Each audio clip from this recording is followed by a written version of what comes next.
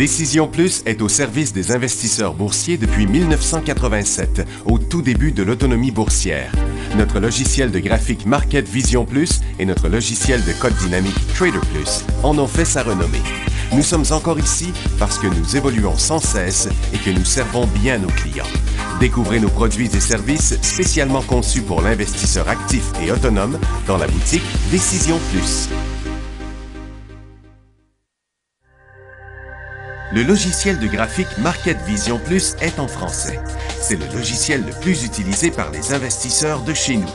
C'est lui que vous voyez dans le feu de l'action. Trouvez, classez et analysez plus facilement avec cet outil sans pareil pour suivre la bourse et prendre les meilleures décisions. Gardez vos titres à l'œil avec Market Vision Plus. Consultez la boutique Décision Plus pour en faire l'essai pendant 10 jours sans aucun frais, c'est garanti. Laissez-nous vous guider pour analyser la bourse et prendre vos décisions. Les analystes de Guru.tv feront tout le travail pour vous. De minute en minute, nous classons les titres selon leur situation technique. Nous révélons les signaux d'achat et de vente. Nous publions des recherches poussées et nous prodiguons des conseils en temps réel. Ça commence avant l'ouverture et ça se poursuit jusqu'à la fermeture des bourses. Profitez de chaque cycle boursier avec Guru.tv.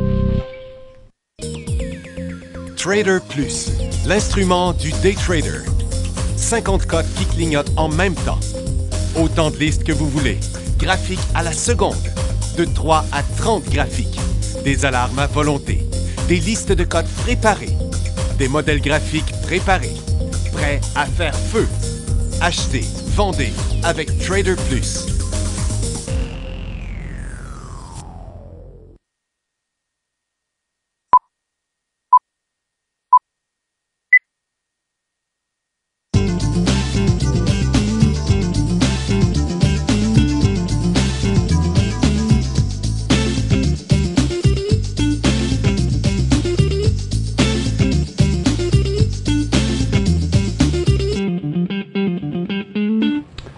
Bonjour tout le monde, bienvenue dans le feu de l'action, vendredi le 3 juin 2016.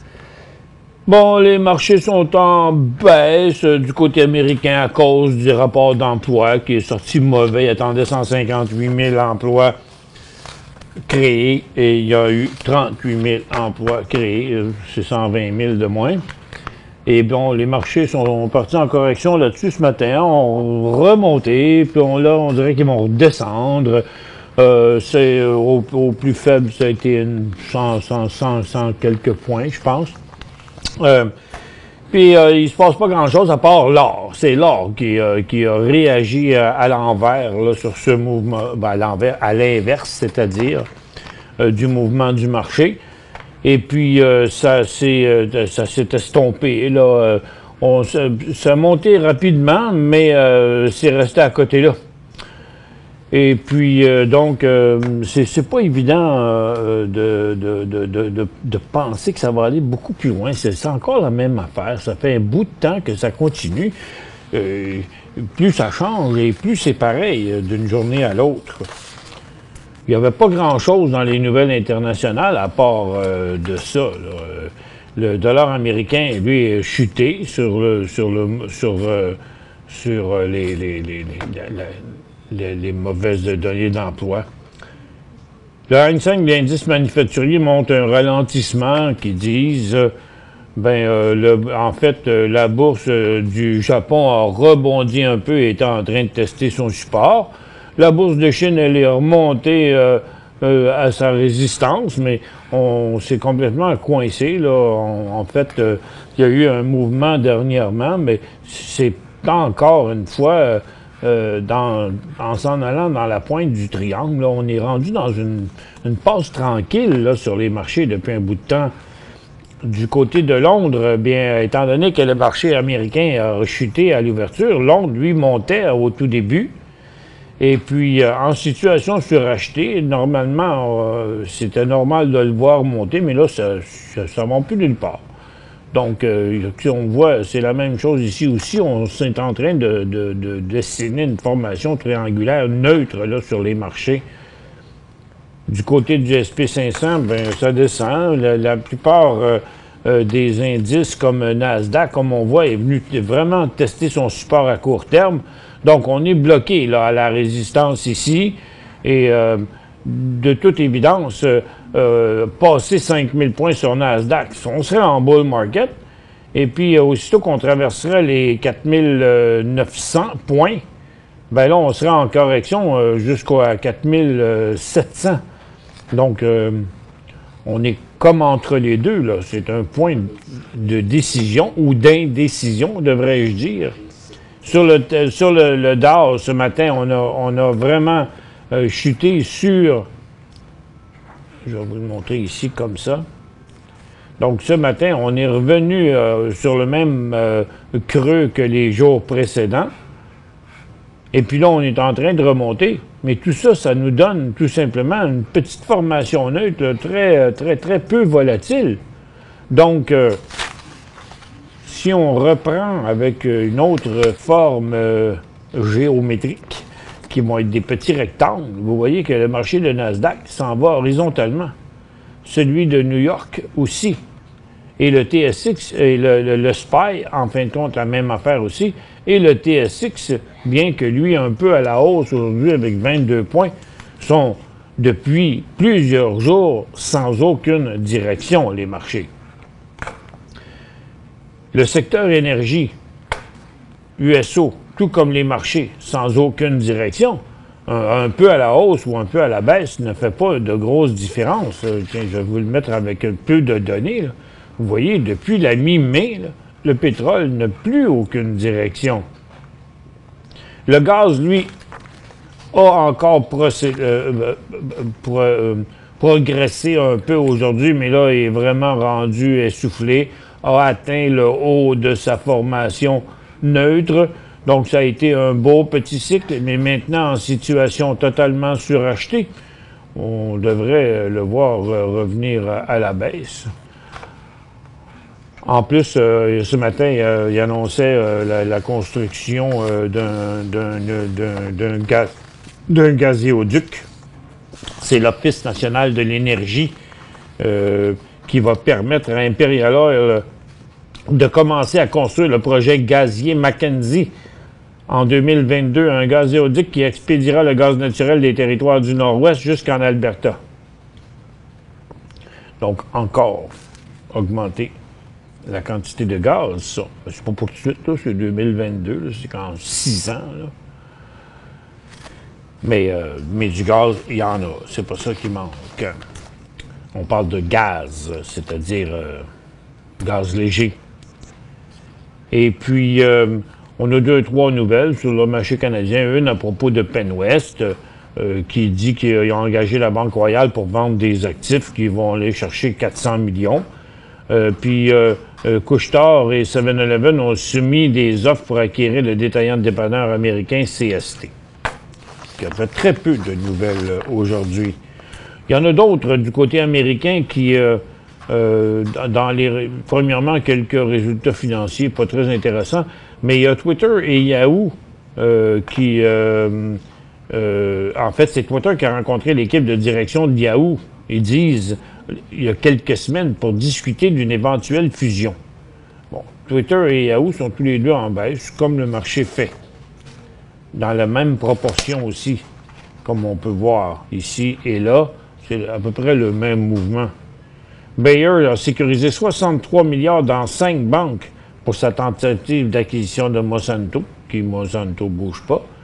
Et puis Gap était en hausse ce matin, bizarrement, même s'il comparait des ventes de magasins comparables en baisse de 6 %.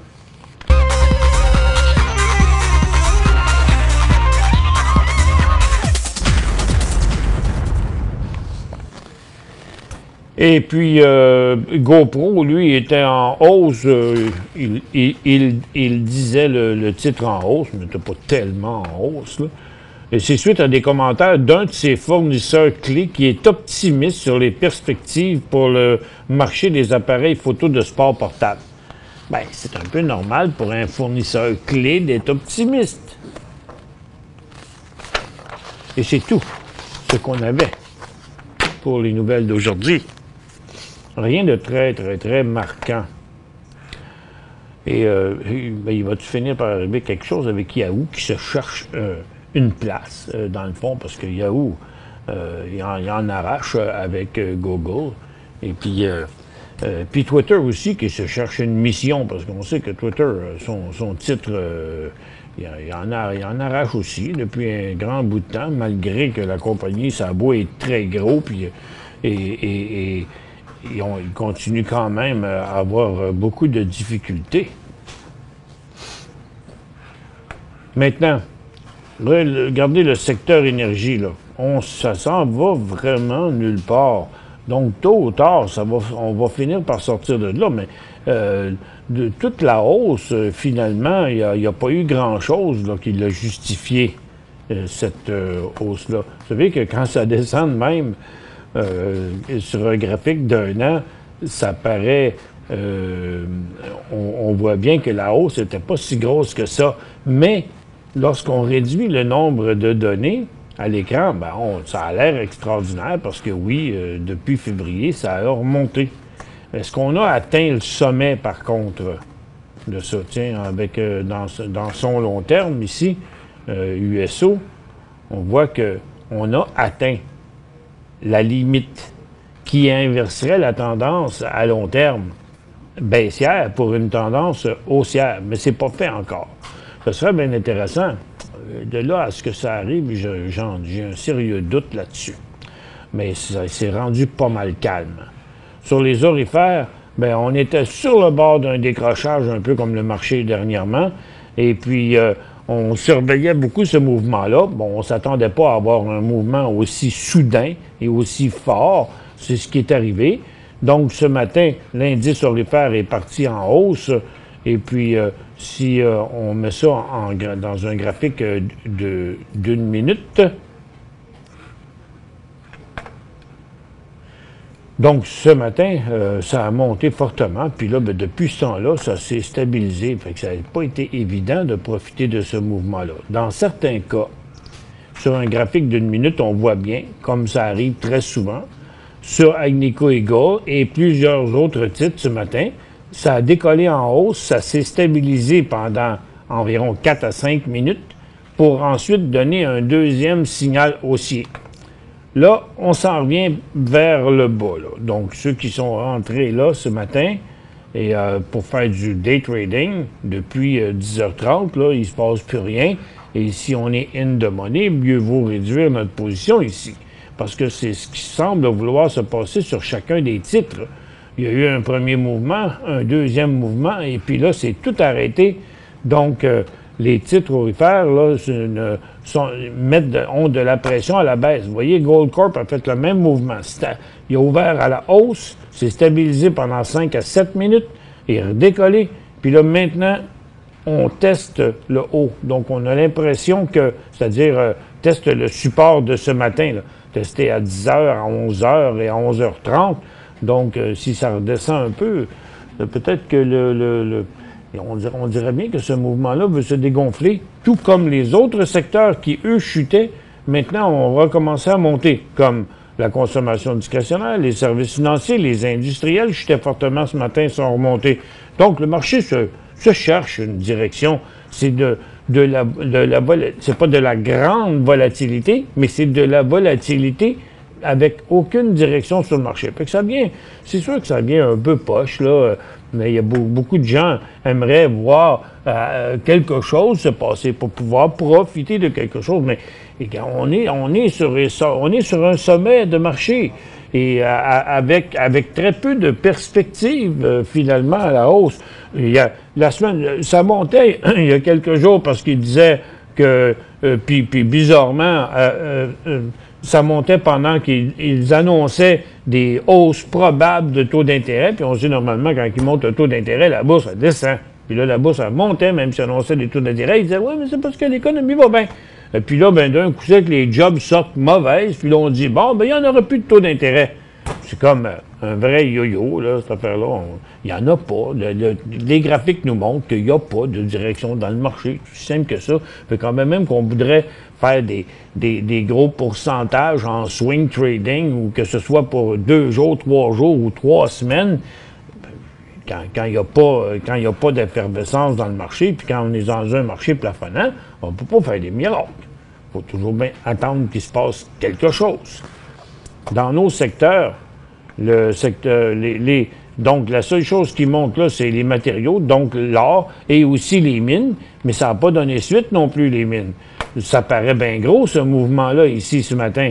Mais quand vous regardez sur l'indice minier, c'est juste le haut de la formation neutre qui date depuis le début du mois de mai. Donc, on n'a pas encore la confirmation qu'on est reparti en cycle haussier dans le secteur minier. Pour joindre Michel Carignan et son équipe par courriel, écrivez à michelcarignan@decisionplus.com.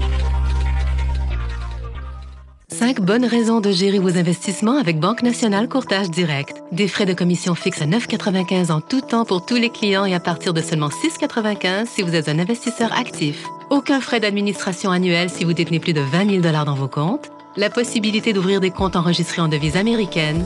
Des outils performants afin de faciliter vos prises de décision. Un service à la clientèle primé et un niveau de satisfaction parmi les plus élevés de l'industrie. Pour en savoir plus, visitez le bncd.ca ou appelez-nous dès maintenant. Décision Plus est au service des investisseurs boursiers depuis 1987, au tout début de l'autonomie boursière.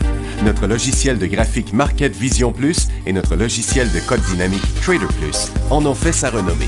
Nous sommes encore ici parce que nous évoluons sans cesse et que nous servons bien nos clients. Découvrez nos produits et services spécialement conçus pour l'investisseur actif et autonome dans la boutique Décision Plus.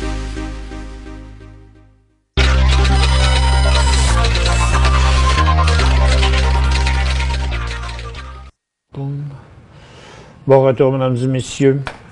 Donc, toujours encore un petit peu de pression à la baisse là, sur les titres aurifères. Et les télécoms qui sont en train de pousser là. Et qui est responsable de ça? Télécom, où es-tu? Ici.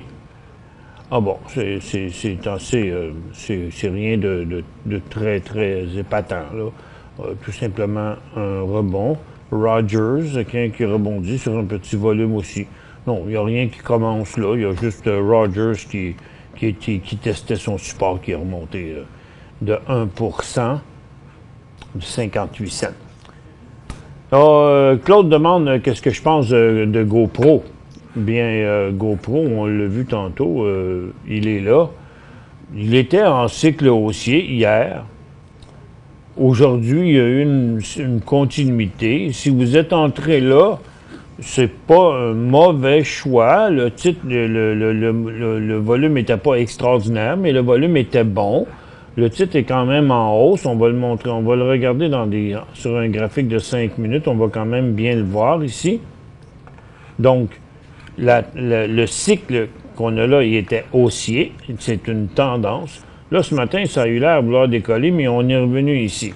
Donc, si vous êtes dans le titre de GoPro, il inverserait son cycle haussier comme à 10,60. Donc, s'il brisait les 10,70, là, autrement dit, s'il passait en bas du bas d'aujourd'hui, je pense que ce serait mieux de réduire la position. Parce qu'il n'est pas beau, GoPro, là, de toute évidence, il n'est pas beau. Tu sais, je pense qu'il faut pas y aller trop vite, là. C'est peut-être bien gros comme compagnie, mais pour l'instant, tous ces mouvements-là est un rebond à l'intérieur de sa tendance baissière. Donc, à court terme, c'est pas tellement intéressant, puis à long terme, encore moins, parce que il n'y a plus de volume dedans, là. Encore une autre question de Claude. Qu'est-ce qu'on pense de SVM? Silvercorp Metal. Bon, avec le mouvement qu'on a eu sur les titres argentifères ce matin, Goldcorp a quand même fait un beau mouvement, mais il est stabilisé là. Il n'y a pas eu de poursuite par après. On est quand même en inversement de tendance, hein? Ça, c'est... Ici, on avait une tendance haussière. Là, on avait une tendance baissière. Puis même si Et regardez, si ça montait encore un peu, puis après ça redescendait ici, là, on aurait même encore une accélération de tendance à la baisse. C'est pour ça que je ne trouve pas qu'il est intéressant. Je ne crois pas qu'on devrait embarquer dans un titre qui fait ça. Comme si vous comprenez la nuance, là. Regardez, mettons qu'il monterait encore lundi. Puis après ça, puis qu'il repartirait par ici. Bien, malgré cette hausse-là qu'on voit aujourd'hui, même s'il montait encore une journée ou deux, s'il repart à la baisse après, il va toujours être dans sa tendance baissière. Donc, en théorie, dans les tendances baissières, on n'achète pas les cycles à la hausse dans des tendances baissières. Dino, quoi faire avec EFL? Electrovaya. Ben, si vous ne l'avez pas, vous ne l'achetez pas, parce que là, c'est dans sa 4e journée de cycle haussier. Donc, il a fait un beau mouvement. Il y a vraiment eu de la misère ici, là, dans cette section-là. Puis ça a été un mouvement quand même assez soudain. Qu'est-ce que ça nous donnerait dans un graphique en 10 minutes ou 15 minutes? On devrait voir tout ça, ce mouvement-là. Bon. Fait que ça, ici, ça a été très rapide. Après ça, on a eu une espèce de phase de consolidation. Puis là, on est reparti. Mais ça a toujours été des mouvements subis le matin, puis il ne faisait rien dans l'après-midi. Excepté ici, il y en a eu un le matin puis un à la fin de la journée. Fait que c'était pas un mouvement facile à rentrer, ça c'est clair. Il a l'air beau comme ça, mais c'était pas facile de voir un mouvement clair et net. Comme je vous dis, tous les matins, il décollait, puis après ça, il faisait rien. Fait que il ne doit pas y avoir beaucoup de monde qui sont là-dedans. Mais si vous en aviez là, ce serait un bon point pour prendre des profits. Puis pour en acheter, bien, pas avant qu'on le titre ait fini une correction, ou au moins une phase neutre, puis décoller un nouveau cycle. Ça, c'est un cycle qui a déjà 4 jours. À New York, UNH, Monsieur B qui demande UNH à New York. C'est-tu ça? Oui, UNH. Total pour acheter, c'est United Health Group. Bah non, pas vraiment. Est-ce qu'il est vraiment beau? Ben, il est complètement au-dessus de ses résistances. Vous voyez, il avait passé une résistance multiple ici. Sur son long terme, c'est encore un nouveau haut. Donc, il semble que ça semble une compagnie très solide. Je ne sais pas jusqu'à quel point, quel genre de pourcentage on peut aller chercher sur un titre comme ça, mais c'est un titre qui, à part ici, en 2015, il est sûrement arrivé d'autres choses sur plein d'autres compagnies aussi en même temps. Là. Ça reste quand même un titre très, très, très fort. Trop tard pour acheter? Non. C'est un début de cycle haussier. ATH, à quel prix? ATH, c'est Henri V. Henri V qui est sorti de son tombeau. Achat à quel prix? Ben, pour l'instant, c'est difficile de voir parce que là, pour l'instant, il est bien plus en train de tester un support. Il y a pas longtemps encore, ça aurait été comme ici, là. Mais là, maintenant, on est en train de tester le support. On est survendu, indiquant que ça devrait remonter, mais vous savez, c'est de l'énergie. Puis tant et aussi longtemps que le pétrole ne sortira pas de son mouvement neutre qu'il y a là, dans le moment, là, je crois pas que... Je pense que c'est passé une pièce et demie. Passer une pièce et demie, là, que ce serait intéressant à Tabasco All à moins, All Corp, c'est-à-dire à moins que le pétrole décroche, puis qu'il revienne encore une fois tester son support de 1 piastre. Il deviendrait plus intéressant encore à ce moment-là. On revient après la pause.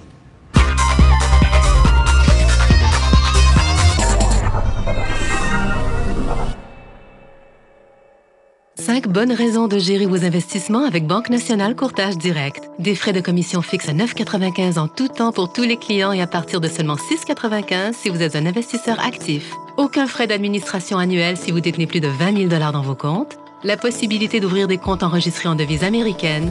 Des outils performants afin de faciliter vos prises de décision. Un service à la clientèle primé et un niveau de satisfaction parmi les plus élevés de l'industrie. Pour en savoir plus, visitez le bncd.ca ou appelez-nous dès maintenant. Laissez-nous vous guider pour analyser la bourse et prendre vos décisions. Les analystes de Guru.tv feront tout le travail pour vous. De minute en minute, nous classons les titres selon leur situation technique. Nous révélons les signaux d'achat et de vente. Nous publions des recherches poussées et nous prodiguons des conseils en temps réel. Ça commence avant l'ouverture et ça se poursuit jusqu'à la fermeture des bourses. Profitez de chaque cycle boursier avec Guru.tv.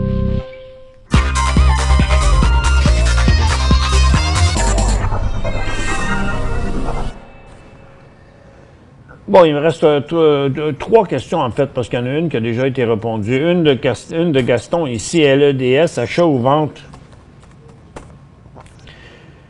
Il y a eu un mouvement il y a 3 jours. Si on regarde ici, là, ça s'est passé à l'ouverture le 1er juin. Là, décollage, bang, bang, ça a monté pendant une demi-heure. Là, maintenant, son haut est de 2,40 $. Et puis, il a fait une coupe de cycle complet. Donc, à 1,80 $, c'est un point de vente. Et il y a quand même 2,40 $, c'est 20 %. Hein. Il y a quand même beaucoup de marge de manœuvre à la hausse, mais c'est que le titre, il ne bouge plus dans le volume. Il ne fait jamais de volume. Il a juste fait des volumes une fois ici. Donc, à moins que le titre se réveille vraiment fortement, là, je pense que c'est... Je ne sais pas qu'est-ce qui est arrivé pour qu'il fasse un excès de volume de même, mais il n'en fait jamais. Donc, ce qui le rend pas intéressant, je sais que les LED, ça a l'air c'est peut-être intéressant, mais il y a de la grosse compétition aussi là-dedans. La compagnie ne va pas bien du tout. Moi, je dirais, non, je trouve que c'est un titre qui n'est pas intéressant. SVM, on l'a fait, ça, là? SVM? Oui, on l'a fait. Paul, est-ce un achat PLI et HOU? Oh, PLI, fait un petit bout qu'on l'a pas vu, hein? Prométique, non, sûrement pas là, parce que ils ont fait... c'est un financement qu'ils ont fait dernièrement, je me souviens plus trop. Au début mai, hein? Puis là, ben, il est en train vraiment de tester un support. J'aimerais mieux le voir repasser les caps de 3 $, pour faire 3,5 $, parce que de toute évidence, maintenant, c'est le 3,5 $ qui est important pour lui. Mais là, il y a bien plus l'air de vouloir glisser un peu, même si c'est un titre qui surperforme quand même le secteur santé depuis longtemps. Bon, ils vont avoir à digérer ça, là, cette dilution-là qu'ils ont fait. Vous voyez la pression que le titre met à la baisse, là. Si on regarde ça sur une quinzaine de jours, c'est un petit peu fatigant, là. Fait que pour l'instant, c'est pas un achat. Je le laissais passer 2,85, 2,88 à la hausse avant, parce que, disons qu'en bas de 2,75, là, s'il accélérait par là, il y aurait des bonnes chances de retourner à 2 $. Puis HOU, ben on touche pas à ça, c'est HOU, c'est le pétrole. Puis le pétrole ne fait rien, là. Regardez. Puis même si le pétrole décroche, ça va être HOD plutôt que HOU. Non. VIT, Rick. VIT. C'est Victoria Gold Corp. Bien, il se comporte exactement comme le secteur or et argent, là, dans le moment. Je suis pas sûr, moi, que ce mouvement-là qu'on vient de voir sur l'or, c'est le mouvement, là, qu'on doit embarquer. La plupart des titres ce matin, puis lui, il est peut-être un peu moins intéressant que les autres. En fait, il s'équivaut pas mal, hein. Regardez, il ressemble surtout au mouvement de l'argent et plus qu'au mouvement des orifères. Ce titre-là, c'est quand même un peu bizarre, je trouve. Mais c'est pas... il y a quand même pas une grosse... Il y a une belle tendance haussière, comme beaucoup d'autres titres orifères, mais moi, c'est ce que j'expliquais tantôt à propos du mouvement des orifères.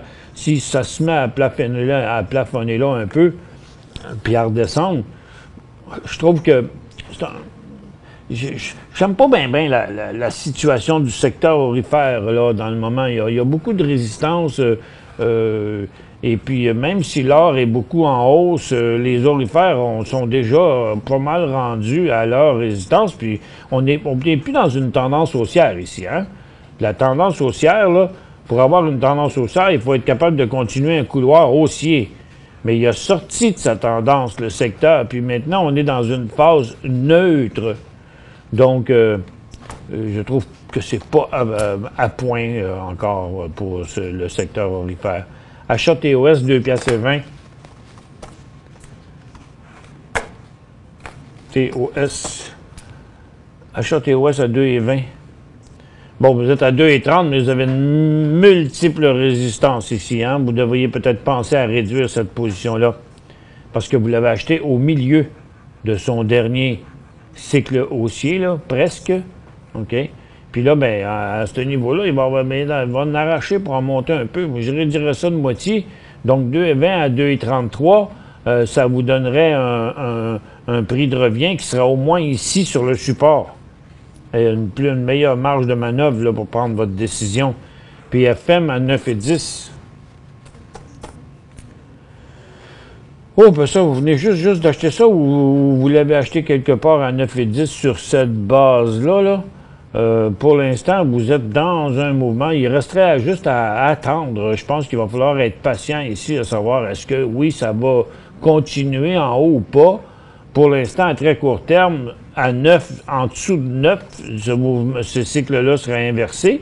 Mais comme il pointe vers le haut, là, actuellement, on pense que, bon, peut-être que le secteur peut faire un petit bout. Moi, je le conserverai encore un peu.